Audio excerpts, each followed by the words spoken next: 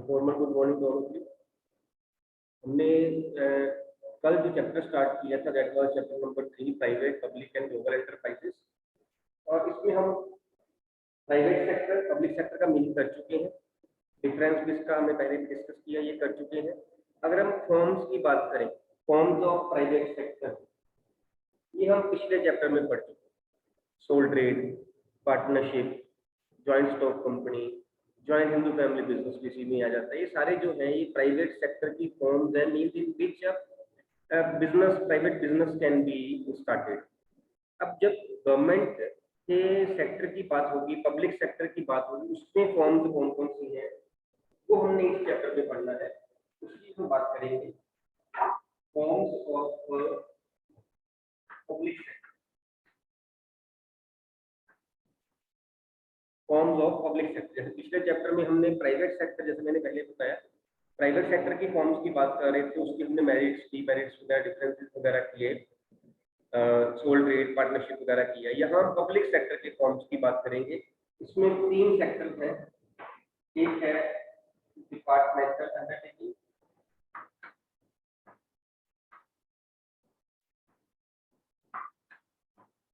Second है public corporation, और third है common.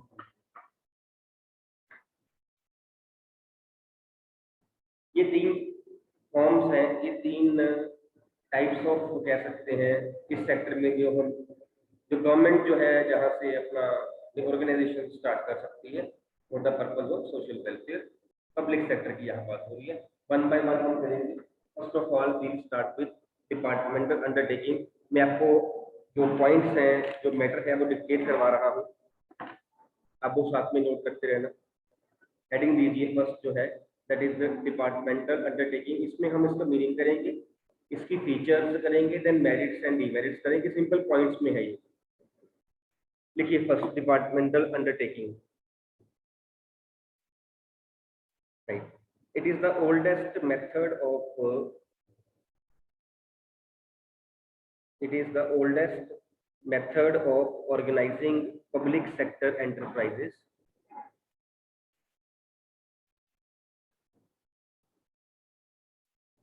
These enterprises are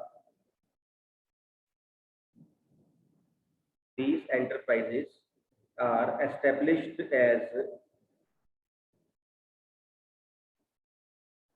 the departments of ministry,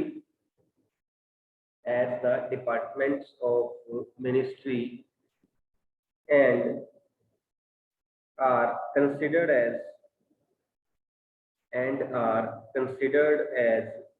a part or an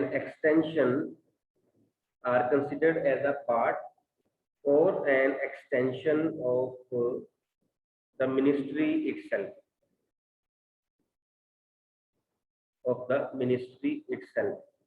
जहाँ पे कुछ मिस कर जाओ आप हैंड रेज कर सकते हो, मैं रिपीट कर दूंगा। पिछले में सारा रिपीट कर रहा हूँ। It is the oldest method of organizing public sector enterprises. These enterprises are established as the departments of ministry and are considered as a part or an extension of the ministry itself, right. These enterprises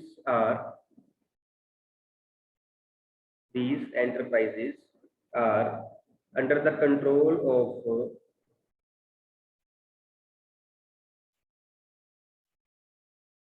government, and its employees are considered as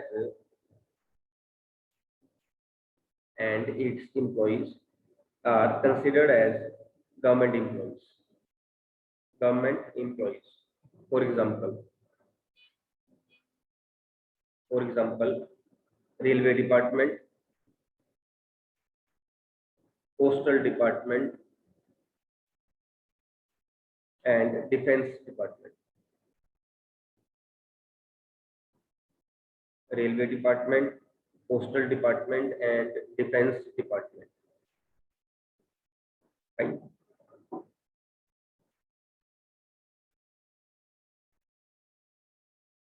so railway department, postal department and defence department, ये 3 departments हैं जो departmental undertaking में आते हैं।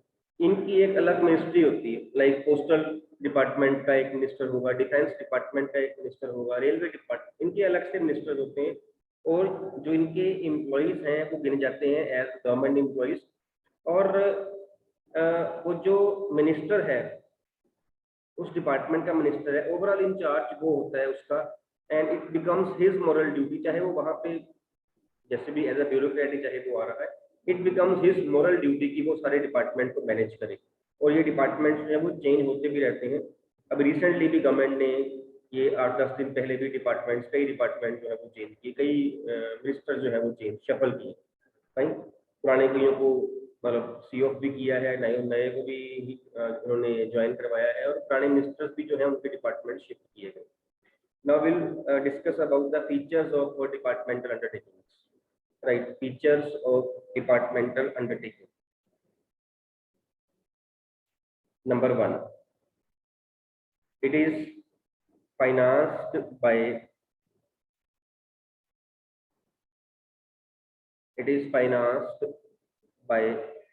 annual appropriations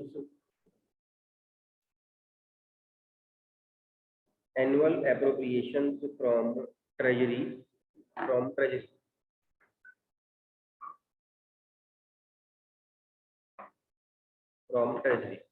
Treasury means खजाना कह सकते हो, खजाना, पैसा, जहाँ सारा पैसा पड़ा हुआ है। Financed by annual appropriation from treasury, and its revenues are paid into the treasury only. Revenue क्या होता है? If I can ask, what is the meaning of revenue? अभी तक आपने अकाउंट्स में पढ़ लिया होगा। Only one child is there? 2? Yes, Herman, what is revenue? Sir business में मंथली जो हमारी इनकम होती है, मंथली और ईयरली भी हो सकती है। यादवी, what is revenue? So total earning of the business. Total earnings of the business. Okay. चलिए, revenue means whatever goods or services we have sold, उसका जो monetary value है, that is revenue. अर्निंग्स की जो यादवी बात कर रही थी, यहाँ थोड़ा सा प्रॉफिट साइड आप जा रहे हो। अगर मैं बात करूँ, मेरी सेल हुई है 100 रुपीज की, या कोर्स का 80 रुपीज, जो 20 है ना वो मेरी अर्निंग है, या मैं कहूँ वो मेरा प्रॉफिट है। अगर मैं रेवेन्यू की बात करूँ तो मेरी सेल जो मैंने की हुई है, चाहे वो मैंने क्रेडिट पे की हो, चाहे वो मैंने कैश पे की हो, वो जो पैसा है 100 रुपया जो है वो मेरा रेवेन्यू है, जिसे हम सेल कह देते हैं, सेल ऑफ गुड्स और सर्विसेज प्रोवाइडेड, उसकी जो मॉनेटरी वैल्यू है दैट इज रेवेन्यू। उसमें से जब कॉस्ट माइनस कर देंगे तो उसको हम अर्निंग बोलेंगे, तो उसको हम प्रॉफिट बोलेंगे। यहाँ पे जब रेवेन्यू की बात हो रही है, इट मीन्स कि जो हमने पैसा जो है वो जनरेट किया है, तो वो कहते हैं कि इट इज फाइनेंस बाय, पैसा इनको मिलता कहाँ से है? ट्रेजरी में से मिलता है, खजाने में से मिलता है, जो उनका पैसा डिपार्टमेंट का बड़ा होता है। पैसा जो ये जनरेट करते हैं वो कहाँ जाता है? वो भी वहीं जाता है। फॉर एग्जाम्पल रेलवेज में पैसा आता कहाँ से है? पैसा आता है टिकट्स जो हम सेल करते हैं काउंटर पे, वहां से पैसा आ रहा है। पैसा आता है जो हम गुड्स ट्रेन में जो सामान भेजते हैं, उसका पैसा फ्रेट जिसको हम कह देते हैं, वो हम जो है वो इनकम हमारी जनरेट हो रही, वो सारा रेवेन्यू है। वो जाता कहाँ है पैसा? वो उनके ट्रेजरी में, उनके खजाने में चला जाता है पैसा। और जो एक्सपेंसेस होते हैं, it is financed by annual appropriation. पैसा उनके पास आता कहाँ से है? आता भी उसी में से, खजाने में से ही आता है। अगर कम पड़ जाता है तो गवर्नमेंट उनको पैसा दे देती है। अगर सपोज रेलवे डिपार्टमेंट लॉस में चला गया तो गवर्नमेंट फाइनेंस कर देती है, फिर उनके पास पड़ा होता है पैसा, उसी पैसे में से वो आगे जो है अपने एक्सपेंसेस वगैरह करते हैं, एम्प्लॉयज की सैलरी पे करते हैं, और जितने मेंटेनेंस खर्चे होते हैं स्टेशन वगैरह के, वो सारी वहां से करते हैं।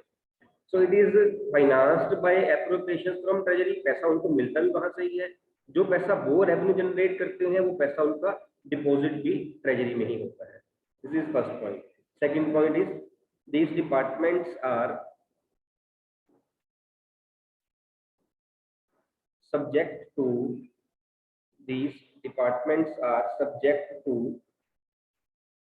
same accounting budget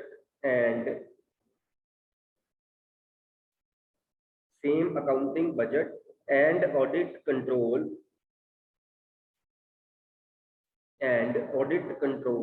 as other government departments. Same accounting budget and audit control as other government departments. Now what is accounting budget या budget means कि जो हम साल के पहले प्लान कर लेते हैं कि हम इतना पैसा यहाँ खर्चेंगे, इतना पैसा यहाँ, जहाँ से पैसा आएगा यहाँ हम खर्चेंगे, that is budget. In departments का भी बजट बनता है. And audit control. What is audit? Anyone can tell me what is the meaning of audit? AUDIT. Audit.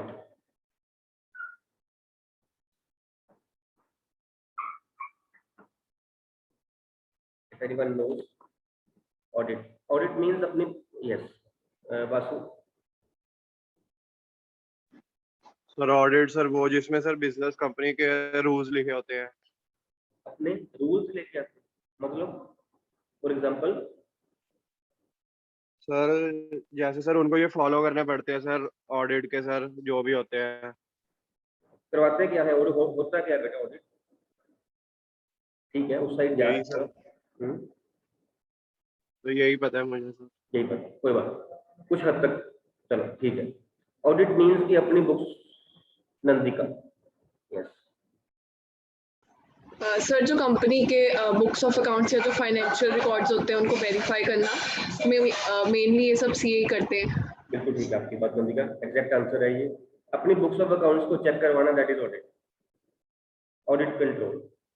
अपनी books getting the books of accounts check, उनको verify करवाना, जैसे नंदिका ने कहा मेनली वो सीए करते हैं, that is known as audit. तो इनका जो अकाउंटिंग बजट बनता है, इनका जो ऑडिट होता है that is same as other government department. जैसे बाकी डिपार्टमेंट्स का होता है वैसे ही इनका भी होता है, कोई डिफरेंस नहीं रहता इसमें. ठीक. Third point is its employees are considered as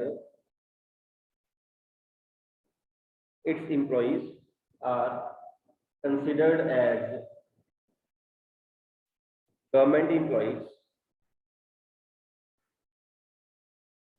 and the process of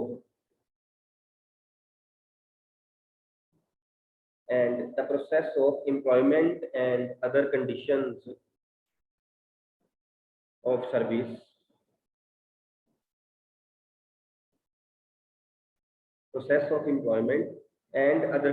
of service are same like those of other government employees.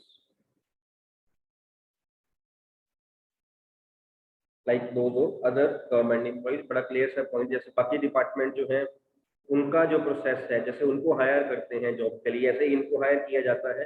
And जो इनका एम्प्लॉइज हैं लाइक अदर गवर्नमेंट एम्प्लॉइज, इनको भी गवर्नमेंट एम्प्लॉइज ही बोला जाता है.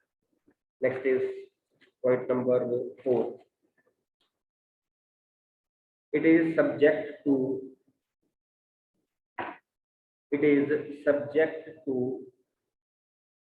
direct control of ministry.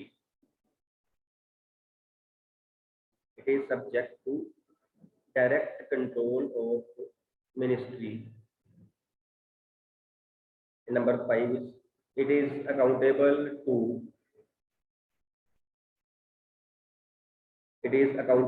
to ministry itself. इनका जो मिनिस्टर होता है, मीन इनका जो डिपार्टमेंट है हम कह सकते हैं, उसका जो हेड है मिनिस्टर, उसको अकाउंटेबल होते हैं ये. And that minister is accountable to the public through parliament. ये हमने कल भी डिस्कस किया था पॉइंट ये वाला कि ऑल पब्लिक सेक्टर एंटरप्राइजेज जो हैं they are accountable to public through parliament because they are being managed for the public welfare. और अपनी इनको जो रिपोर्ट है वो पार्लियामेंट में देनी पड़ती है कि इन्होंने क्या किया, कहाँ पैसा कितना खर्चा किया है, क्या पब्लिक वेलफेयर इन्होंने किया है. They are accountable to the public through parliament. These were the features of departmental undertaking. Now merits. First point is these departments are more effective departments are more effective in achieving the objective as they are under the direct control of government, as they are under the direct control of government. Second, these departments have a high degree of monopoly power. High degree of monopoly power. Monopoly क्या होती है? Monopoly is a situation in the market when there is only one seller and number of buyers are there. तो उसकी monopoly सी बन जाती है, वो जो मर्जी करे, वो जो मर्जी रेट चार्ज करे, वो जैसी मर्जी सर्विसेज दे, बिकॉज बायर के पास कोई और ऑप्शन ही नहीं है।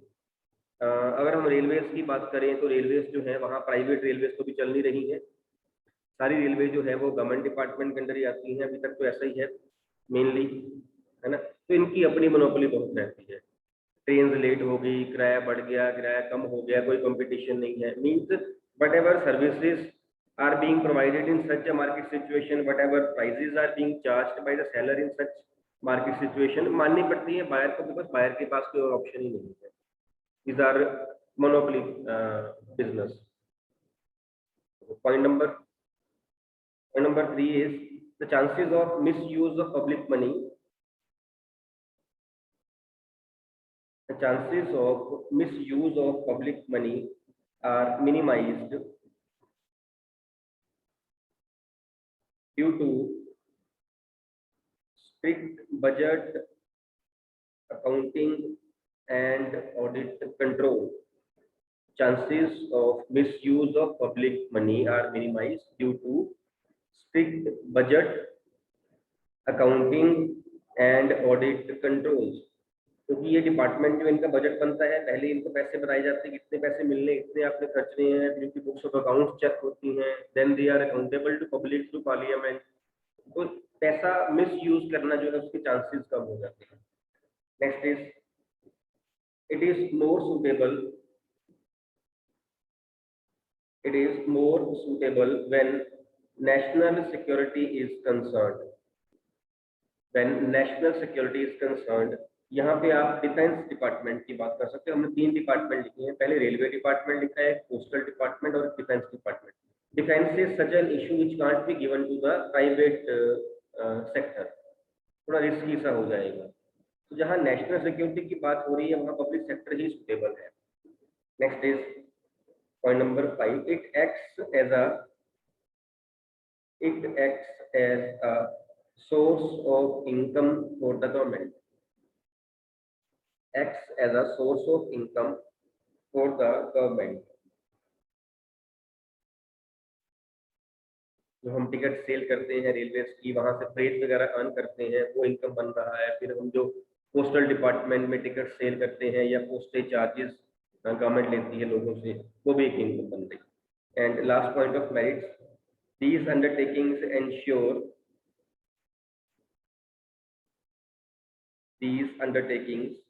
ensure high degree of public accountability. High degree of public accountability. Because हमने पहले भी बात करी है, these are accountable to the public through parliament. तो ये बेनिफिट रहता है from public point of view. Then demerits. First demerit is the departmental undertakings are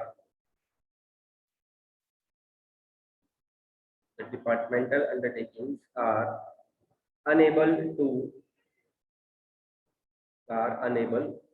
function in business-like manner. Business-like manner means in a manner like business, we can say, as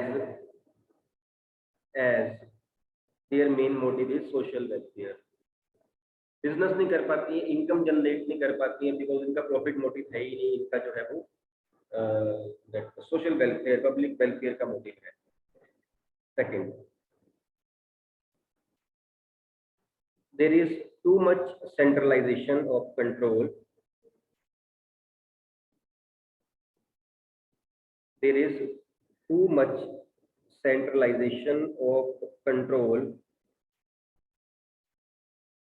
which results in less flexibility, and less initiative. Too much centralization. Now, what is the meaning of centralization? Centralization means a situation when the decisions are taken by the top management. अगर ये top management है, ये top की management है, ये middle है, ये इनके सारे काम कर रहे हैं, जितना ज्यादा डिसीजन मेकिंग पावर ऊपर है, टॉप पे रखी हुई है, उतनी ज्यादा वो फर्म या वो ऑर्गेनाइजेशन जो है वो सेंट्रलाइज्ड है। जितने डिसीजन नीचे लिए जा रहे हैं उतने ही वो डिसेंट्रलाइज्ड ऑर्गेनाइजेशन है। जो डिपार्टमेंटल अंडरटेकिंग्स होती हैं ये सेंट्रलाइज होती हैं, सारे डिसीजन जो है ऊपर ही लिए जाते हैं, सभी डिसीजन ऊपर लिए जाते हैं। इट मीन्स कि कोई भी डिसीजन नीचे लेना हो वो ले नहीं पाएंगे, उनको ऊपर पूछना पड़ेगा।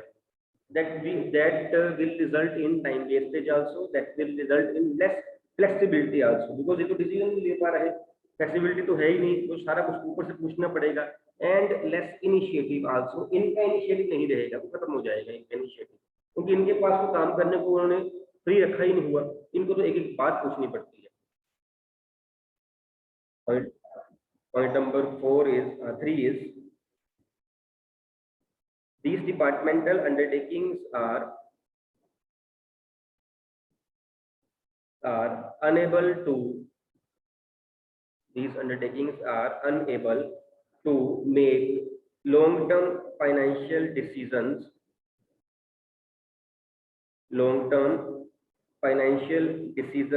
because of their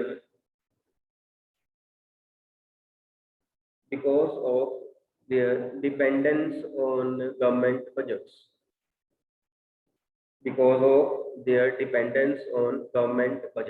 ये हमने पहले भी बात करी है। गवर्नमेंट जो इनके बजट बनाती है, इनको पैसा मिलता है, हर साल पैसा मिलता है कि इस साल आप इतने पैसे खर्च करोगे, इस साल आप इतने पैसे खर्च करोगे।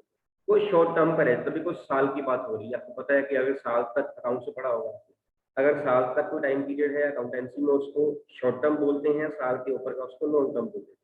मीन्स उनके पास लॉन्ग टर्म डिसीजन लेने का जो है वो स्कोप नहीं होता है, बिकॉज उनको जो उनकी प्लानिंग ही होती है 1 साल की होती है। Only short term decision can be taken. Next is there is too much interference of government, in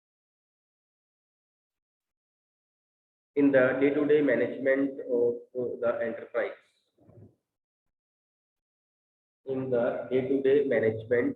the enterprise.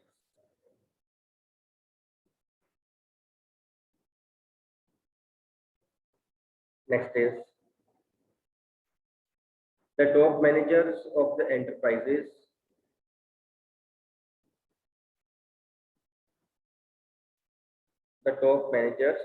enterprises are overburdened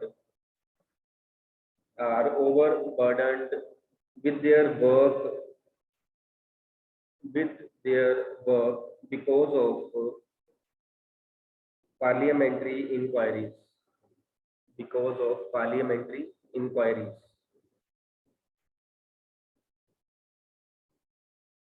जो ऊपर से इंक्वायरीज उनको आती रहती है, टॉप मैनेजमेंट की यहाँ बात हो रही है, टॉप मैनेजर्स की यहाँ बात हो रही है, वो ओवरबर्डन रहते हैं, कोई डिसीजन वो ले नहीं पाते। अब डिसीजन हमने पहले पॉइंट किया है सेंट्रलाइजेशन, मीन सारे डिसीजन जो है वो टॉप मैनेजमेंट को लेने पड़ते हैं। डिसीजन सारे यहाँ आ गए, फाइन। और जो ये टॉप मैनेजमेंट है ऑलरेडी ओवरबर्डन्ड है, इनके पास टाइम नहीं होता, जो डिसीजन होते हैं वो ये ले नहीं पाते because of shortage of time. तो कहीं ना कहीं जो ये अंडरटेकिंग्स हैं सफर करती हैं ये, क्योंकि डिसीजन डिसेंट्रलाइज नहीं है, नीचे पावर नहीं दी हुई, डिसीजन लेने की पावर सारी ऊपर है, इनके पास टाइम नहीं है, इनके पास और बड़े काम है, पार्लियामेंट्री इंक्वायरी है और बहुत कुछ है।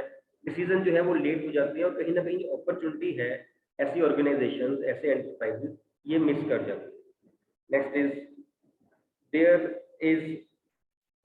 there is red tapeism.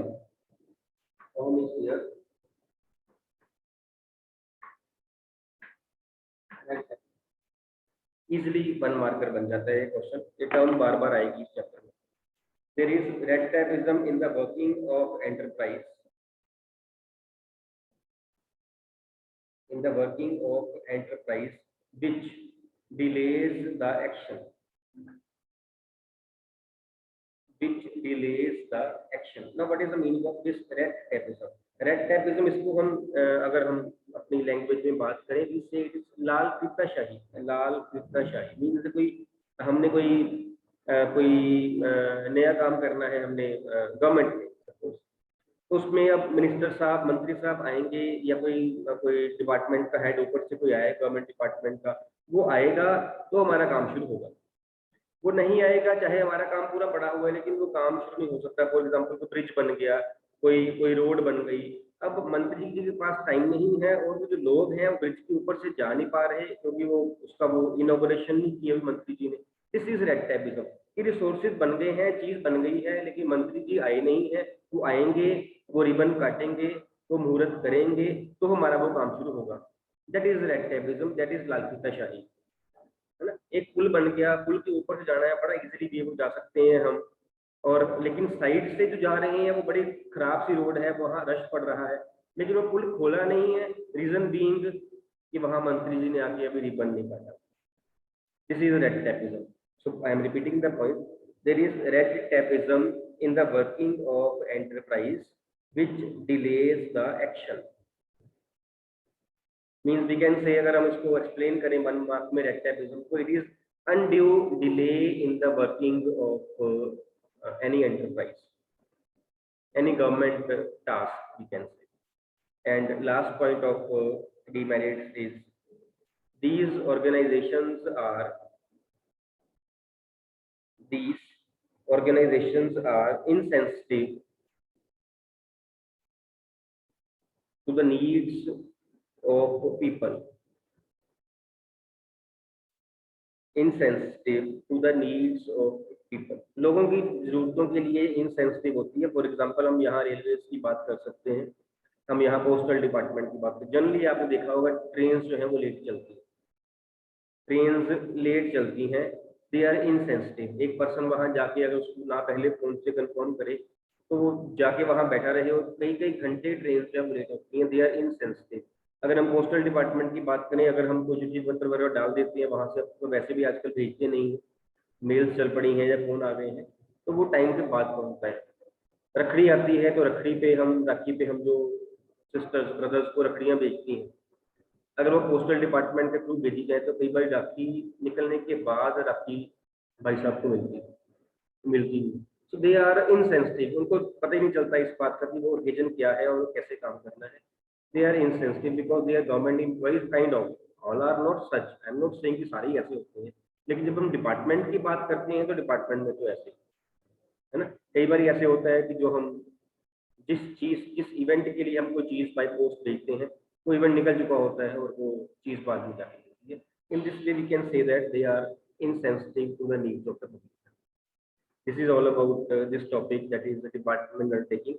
कल को हम इसका सेकंड पार्ट करेंगे, that is public corporations. किसी को डाउट कोई हो तो पूछ सकता है बच्चों, or should I end the meeting?